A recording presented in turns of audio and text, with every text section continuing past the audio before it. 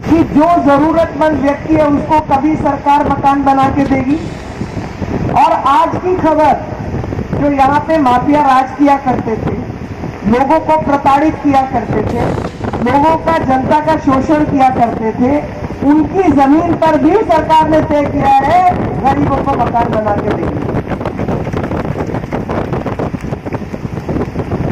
मैं बार बार सोच रही थी कि भाई ये बताओ कि यहाँ पर जो पूर्व में नेता रहे, जिन्होंने पूर्व में देश की में भी सरकार चलाई, प्रदेश में भी सरकार चलाई, उनका खुद का कहना था कि दिल्ली से 100 रुपया चलता है तो पहुंचते पहुंचते 15 रुपए रह जाते हैं। ठीक है, अब जब इतिहास लिखा जाएगा मोदी जी का, इस देश का, और मोदी जी के समय काल का, योगी जी के समय काल का, तो क्या लिखेंगे कि भाई 100 चलता था 100 पहुंचता था, लिखा जाएगा। या महिलाएं, बूढ़े बुजुर्ग, उनकी पेंशन,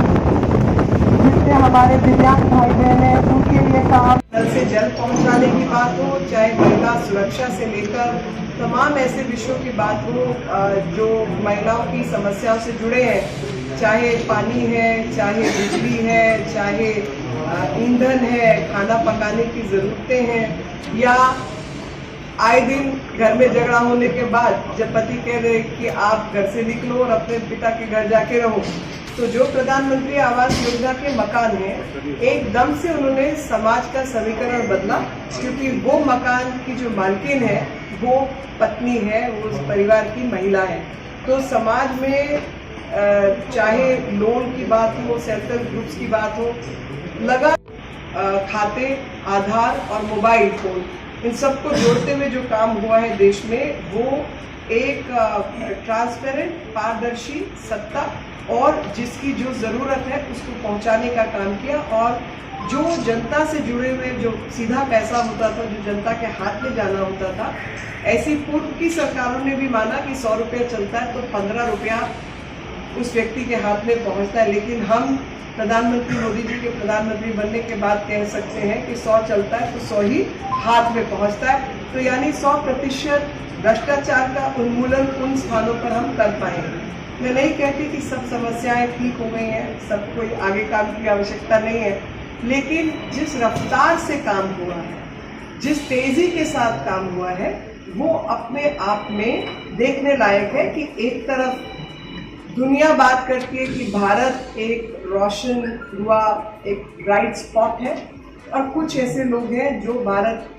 से निकलकर बाहर जाकर खुद अपने आप को डार्क स्पॉट के रूप में साबित करते हैं। तो भारत ब्राइट स्पॉट रहे, देश दुनिया की तरक्की में शामिल हो, लोगों की जो मुश्किलात थी वो खत्म हो,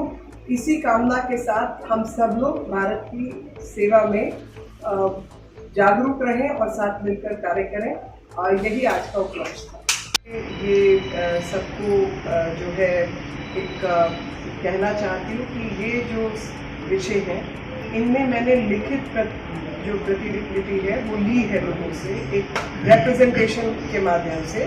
और जो कंसर्न विभाग है और जो बाकी अन्य अधिकारी या मंत्री हैं उन तक वो बात पहुंचाई जाएगी, और ये निर्णय और ये काम की जो जानकारी है या जो चीज़ें हैं वो वही लोग कर सकते हैं। मैं एक वाहक के रूप में आपकी समस्या को उन तक पहुंचाने का काम करूंगी, इसकी गारंटी।